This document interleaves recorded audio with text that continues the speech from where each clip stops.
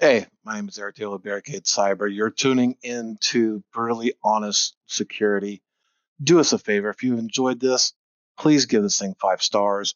Tell someone about us. We're bringing cybersecurity in a blunt manner so that way people can understand it and get to the heart of the core issues. With that, let's get on with the podcast.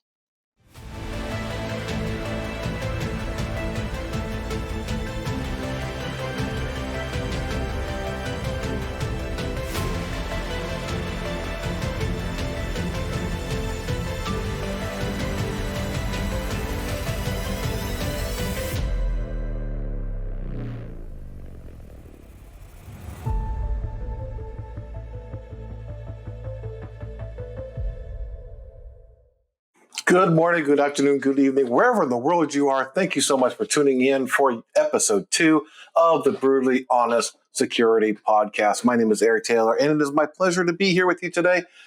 To start off, just want to put a little caveat in here as we are trying our best to be completely brutally honest in everything that we do and make people really rethink cybersecurity. This episode may get explicit. There may be a curse word or two that gets bleeped out, maybe doesn't get bleeped out or whatever. So listener discretion is advised. With that, we do have some very political topics that are coming up today that I am very passionate about. I'm very, very heated about. And that's kind of why the preface of this, of the intro here today. And, cybersecurity is very, very, very much a political item as well. Politics plays roles into cybersecurity. Anybody who tells you otherwise needs to have their head freaking examined. And there's a lot of people who will not go down this rabbit hole because they're scared of talking politics. And while I am one that will not shy away from it, I get very, very political and I have no problems talking about it. And, I call all parties, left, right, in the middle, elephants, giraffes, whatever you want to believe in. I name the good and I name the bad. And this show is going to be a lot like that. And with that, we're going to kick off to our first story that is literally going to kick this whole thing off. With that, let's get started with the story, shall we? The U.S. Department of War has unveiled a new cybersecurity risk management construct, CSRMC, a 5-phase, continuously monitored framework aimed at shifting from static checklists to dynamic, automated cyber defense. The goal is to embed security from design through operations, enabling real-time threat detection, resilience in contested environments, and mission assurance across all domains. Here we go. Another government program to make things more secure. Ladies and gentlemen, do y'all remember when Joe Biden's administration came out and said, we're going to mandate MFA and we're going to mandate all these policies for government officials that are working in the DoD? Y'all remember that? It wasn't that long ago. They still can't freaking do that. How do we know? Because you're still seeing freaking government organizations being impacted because they're not doing basic security policies. So remember CMMC, the first rendition of it? Y'all may not have, because CMMC has been trying to be implemented for 3 years, 4 years, something like that. It's gone through many renditions. And now it's just a rebundled NIST 800-171. And guess what? People are still effing complaining about it because organizations were supposed to be doing this stuff, but they flat out were not. They were doing self-attestation and saying, oh, we're doing this stuff. Yes, take our word for it. And now we're doing a simple, hey, trust but verify mentality on this. Now they're all up in, it's going to cost us billions to do this. Get the F out of here. This is exactly the mentality that fails in businesses. And we're going to talk about some of these other things and some of the other stories coming up. But businesses and the government are failing to do the freaking basics. Even as much as I effing hate TOTP codes, those, like when you put in Google Authenticator and it's a 4 or 6 digit code, I can't tell you how many times when I was a pen tester, breaking into organizations because I had a username and password, and all I had to do was put that thing into Burp Suite and start freaking hammering that TOTP code until I got in. TOTP is a stop, but it is not security. I don't care what you say. It may slow you down from breaking in, but this goes back to the logging. Nobody's freaking doing adequate logging either. This is why CISA broadcasts the same damn message every year. Go back and look at CISA's cybersecurity month that we're getting ready to enter into next month. October is cybersecurity month. And everybody is going to have the same messages. Why? Because nobody does the basics. And this is the conversations we need to have, ladies and gentlemen. When are we going to get back to the basics? I mean, kudos to the U.S. Department of War. Freaking new name for everything. You're trying to do something. But how about all the other crap that we've been freaking abolishing for the past 10 years that every other agency and administration is trying to put forward? Where's all that? So this framework really does go into saying we're going to go into a design phase. Security is embedded at the outset, ensuring resilience is built into system architecture, aka or security by design. Build phase, ensure designs are implemented to achieve initial operating compatibility, IOC. So instead of indicators of compromise, we're going to take over that and make things even more confusing for people for taking IOCs and making it initial operating compatibility. Are people seeing a pattern of confusion here? Test phase. Comprehensive validation and stress testing are performed prior to full operating capabilities. All right, so we're going to stress test this. Automated continuous monitoring is activated at deployment to sustain system visibility. Okay. And the operations phase, real-time dashboards and alerting mechanisms provide immediate threat detection and rapid response. And that's your 5-phase life cycle proposed by Department of War for their new cybersecurity risk management construct. Here's a novel idea. How about you take operation phase and implement it right now into all of everything that's in production? Start getting real-time dashboards and start getting immediate threat detections and a rapid response for the crap you already have deployed. I'll go further into this and explain, why I'm on this. CSRMC is grounded in 10 core principles: automation, critical controls, continuous monitoring and ATO, DevSecOps, cyber survivability, aka cyber resiliency, training, enterprise services and adherence, operationalization. Gee, man, Christmas. It's like we're doing word salad. Those are new. That's my dolphin because I just want to scream at everything. Organizations are known for doing this. They will buy a new shiny toy to fix a problem or believed problem without evaluating their current toolset and landscape before implementation. I can't tell you how many times we've gone into a digital forensics incident response case where the SIM is implemented, but nobody knows anything about it. Nobody is tracking it. Nobody's doing anything with it. It's just over there collecting logs. And it becomes a major freaking pain in the butt. I've said it for many, many times. You need to understand what you have inside of your environment and secure what you have inside of your environment before you're starting to R&D new crap. Does that slow down things? Absolutely. However, it starts to close the doors. I've said it on many podcasts. I've been privileged to be able to do jaw jacking for those who are on Team SC, Simply Cyber. And anytime I talk about this, I try to make sure I beat this topic to death. The first thing people need to be doing right now is looking at new services that are being installed and new software that's being installed. That's layer one. Start doing that immediately.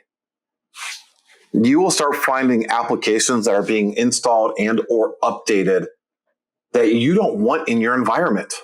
Once you start deploying that and start mitigating that, also in conjunction in your RMM, in your EDR, your SIM, whatever, start looking for anything with failed logins of either 3 or 5 failed logins. You can filter out to make sure it's, not a service.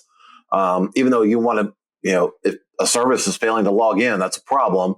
But at least from a threat actor perspective that may be trying to get inside of your environment, that is an early TTP that you can be able to use. And try testing it.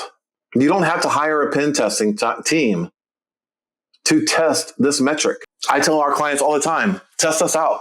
Make sure we're responding the way that we are supposed to respond in a timely fashion. Is any external company or internal company going to be perfect? Absolutely not. We had a situation over this weekend. I got to talk to a client where I need to pivot some of our response policies. This is a cat and mouse game, and you need to think of it as that. It's not a silver bullet, and you need to start doing the basics, including the federal government. What Biden put together, at least in that mandate that we had, on the surface, it looked like a really good effort. All these departments are required to do X, Y, and Z. Why there was an option for notification that you needed an additional time to implement some of this stuff is completely beyond me. Maybe as a voice, we need to ask the federal government and ourselves, are we checking up on the items that we have already implemented? And this is a little bit of a call to get political. And this is a little bit of a call to hold the federal government responsible. But I'm also stating this for internal. Now, I'm speaking to all y'all the same as I'm speaking to me, like I said a moment ago. We had something that happened over the weekend, and it kind of dawned on me, like, okay, this is a TTP that a threat actor is using pretty consistently. And we're detecting it, but we were labeling it as informational. And in an after-hours situation, some of those TTPs that are marked as informational on some of these clients should be the first line of indication that something has gone awry. There's many different tactics, but one of them is very typical in most cases. And it's going to involve us to do a lot of shifting, which is fine. We all need to be advancing.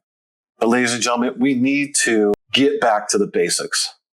This bill is not going to do anything because nothing else has been done beforehand or proof that there has been done beforehand. Don't you think that the federal government would have come out, especially in this current administration, where they love being vocal about everything, would have come out and give the proverbial middle finger to the threat actors like, yep, remember that thing that Biden put together? We made sure that that was put in place. MFA is on everything. I mean, you don't have to say what MFA technology you're using, or we are revitalizing that executive order and reinstating it and making sure that it's being put in place.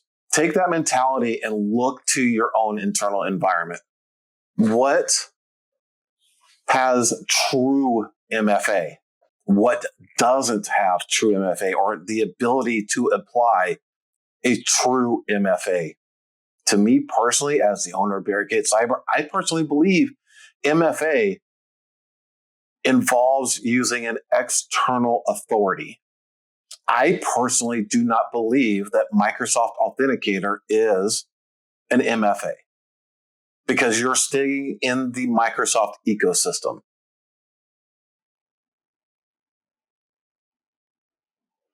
Using an external authority, Duo, Authy, that may be out there, gives you that multi-factor. You're using an external authority as a proof positive. So, we just seen the story last week where the global admin of a tenant was allowed to log into every tenant that it wanted to because of our vulnerability of Microsoft. We need to get to a point where we're taking security seriously and we're having these conversations.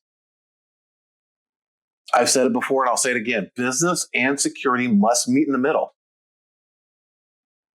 99% of businesses cannot go full on with every policy in terms of cybersecurity implementation because it will bring business operations to an effing crawl. But there is that term of acceptable risk. What does that acceptable risk look like for your business and for the IT network that you are managing? What is acceptable downtime? This is a call. We need to get to the basics. Until we start doing the basics and we start really evaluating our own internal landscape, you're never able to truly advance anything. It's like putting racing slicks that you would get for a F1 or NASCAR, street, whatever, on a Ford Pinto. And look at this new cool thing that we strapped onto our car. Too bad the Ford Pinto has a max speed of 65 miles an hour or whatever it is. It's not going to change much. With that, off of my soapbox. Let's get on to the next story, shall we? Plans to resume engine manufacturing in early October after a crippling cyber attack forced the shutdown of its UK factories. The UK government has underwritten a £1.5 billion loan guarantee to support the automaker and its supply chain. JLR is working with cybersecurity experts and law enforcement as it phases systems and production back online. When I look at this, there's two things that really strike a nerve with me. Those of us who are in the U.S. remember we had the bailout of the auto industry and many other ones, and they weren't required to really pay any of the loans back to the federal government. This kind of screams the same thing to me, where, granted, this isn't a U.S.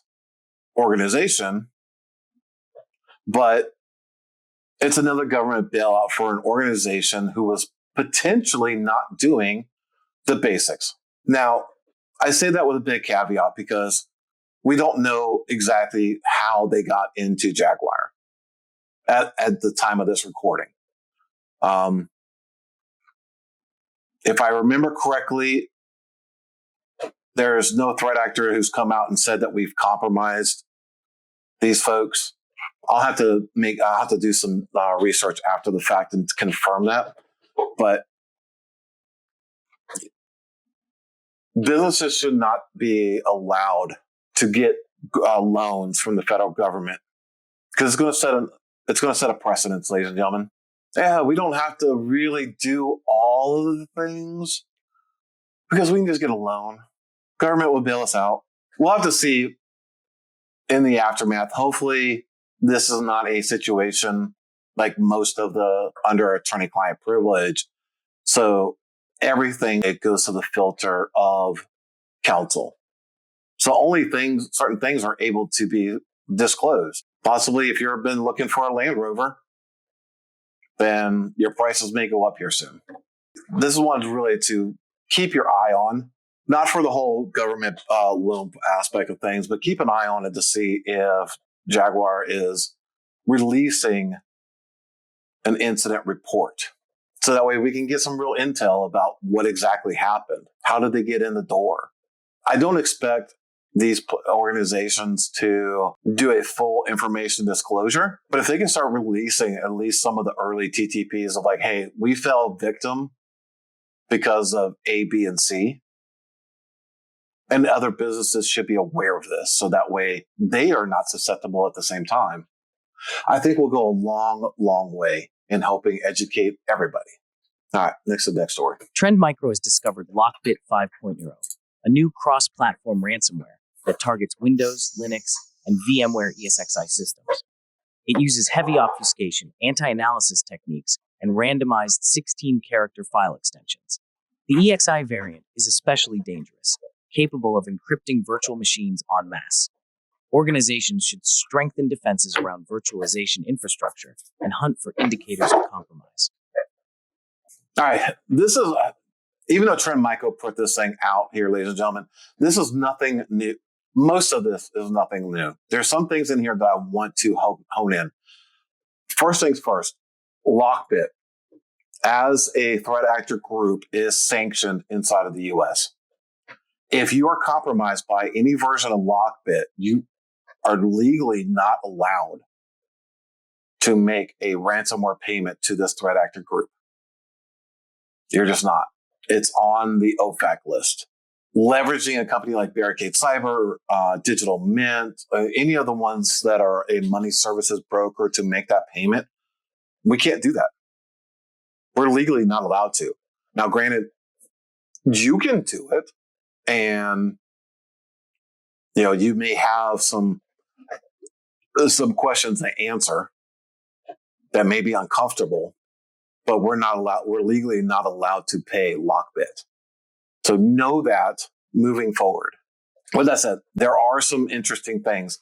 LockBit is known in the past of version 0.0 all the way up to 4.0, where all their files were encrypted with .lockbit after the .text, and I'll blow this thing up on screen here. And those who are listening to it on the audio podcast, it's the images come in about 2/3 of the way, close to halfway in. But you can see here that .doc, and then randomly generated file name. It's very hard to get an assessment of the number of encrypted files that we have inside of an environment. So it does slow down forensic processing to say, we have 30,000 encrypted files, or 5,000, whatever the case is. So that part is definitely going to be slower. I'm going to assume, assumption being the mother of all F-ups here, ladies and gentlemen, that the decryption process is going to be slower. In previous decryptors, it would look for .lockbit extensions and run that decryption against those files. So now the decryptor tool's got to look for all these randomly generated files to run a decryption. So recovery times, if a payment is made for a decryption tool, will become longer. So these are things to note. Again, the links in the show notes. ESXi, they've been attacking them for years, encrypting them for years. There's literally nothing new. I think the only platform that LockBit is not currently going after right now is the Macintosh platform. So Linux, Windows, ESXi are all known operating systems that this threat actor group has been going after for years. Definitely keep this thing at top of mind. Learn their TTPs. And I can tell you what, you learn LockBit's TTPs, you're going to know probably about 80-85% of what all the other threat actors are doing. It's good homework and practice to do. Boyd Gaming disclosed a breach via an SEC 8K filing. Unauthorized actors accessed internal systems and stole data on employees and some other individuals. The company says operations weren't affected and expects insurance to cover costs. Investigations are ongoing with external cyber experts and law enforcement. This one I definitely picked out from the news side. Last week was definitely a little bit of a slower news week, but we've been seeing more and more on the gambling industry and hospitality. If y'all remember the big one from MGM and some of the other ones, it crippled them. So this is another story that I want people to keep an eye on, only because, Boyd Gaming Group, who is massive. I did at least a lookup on these guys before, starting this show. And they're in multiple states. That they're not just like a Las Vegas type of organization where all the casinos are at. They're in many, many states.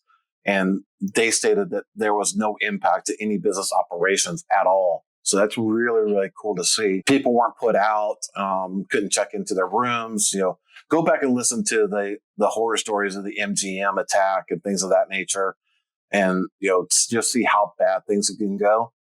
So there may be some cyber resilience in there, or maybe this was just a BEC. Even though it is an attack on them, it's definitely something that you want to keep an eye on. And this is the site for those who are watching on YouTube land. Like I said, I did a little bit of a lookup of these guys, and of course they're in Las Vegas, they're in Louisiana, Missouri, in Indiana, Ohio. They've got a lot of pages, and there's like 4 pages deep. So I didn't know you could run casinos in Louisiana. Well, I guess I did, but not in Pennsylvania. A lot of these states, I didn't know you could. It was interesting to see how that kind of plays out. And here's the last story of the day. SpyCloud's 2025 Identity Threat Report finds phishing is now the top entry point for ransomware, cited in 35% of cases, up from 25% last year. Attackers are using phishing as a service and adversary in the middle methods to bypass MFA and harvest session tokens. Despite 85% of organizations being hit by ransomware, fewer than 20% can automate identity remediation. This particular article went over and said critical remediation after phishing is inconsistent, with 41% of organizations routinely revoking or resetting compromised accounts. That's a problem. Remediation remains largely manual and reactive, with fewer than 20% of organizations to automate identity threat response across their systems. Not everything can be automated, but that's kind of the acceptable risk aspect of things. AI-powered cybercrime is outpacing AI-powered defense, but supply chain exposures continue to plague the industry, and this is definitely key. With IT, telecoms, and software sectors topping the list as the most heavily targeted supply chain vectors, it's exactly correct. And I'm not trying to call out MSPs in this particular situation, but unfortunately, there are a lot of MSPs out there right now that are, vulnerable. They're not applying basic cybersecurity policies. They're not, they are invoking the do as I say, not as I do mentality, unfortunately. And they are requiring their own clients to do certain things that they're not even doing themselves. MSPs should hold themselves to a higher standards because they do have the keys to the kingdom for so many clients. That's why they're a target.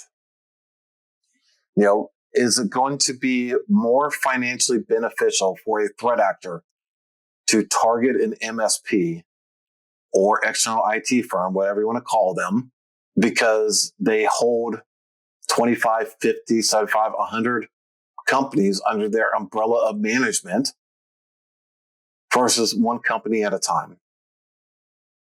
I would argue the MSP. And these phishing attempts are dropping RMM, remote management tools, and RATs, remote access tools. So, like I said in my opening rant, that, and looking for new services that are being created, new applications that are being installed, is something that people desperately, desperately need to start doing. Are you going to be able to stop every phishing attempt? No. Can you start hunting for early indicators of access in your environment? Absolutely. And then work your way backwards. How did that get in there? And then start closing that hole. With that, ladies and gentlemen, I do greatly appreciate it. Stay tuned. Please like and subscribe. Like I said in the beginning, please share this with somebody that you may feel that would benefit from this one. Next week, we'll have episode 3. We'll go through and we'll have some more truly honest cybersecurity conversations. Until next week, stay curious, my friends. There once was a kid whose passwords laid across all sites. They were the same, a criminal then found their fame by taking that data to go. Soon may a criminal come to steal your pictures and data and run. One day when the crime is done, they'll steal your account and go. The kid then noticed strange behavior. There had been a login failure. Reused password was their traitor. It was already pwned. Soon may a criminal come to steal your pictures and data and run. One day when the crime is done, they'll steal your account and go. Now our friend did quickly learn their lesson. Don't reuse passwords. Turn on two-step and store them in a password manager encrypted wherever they go. Soon may a criminal come to steal your pictures and data and run. One day when the crime is done, they'll steal your account and go.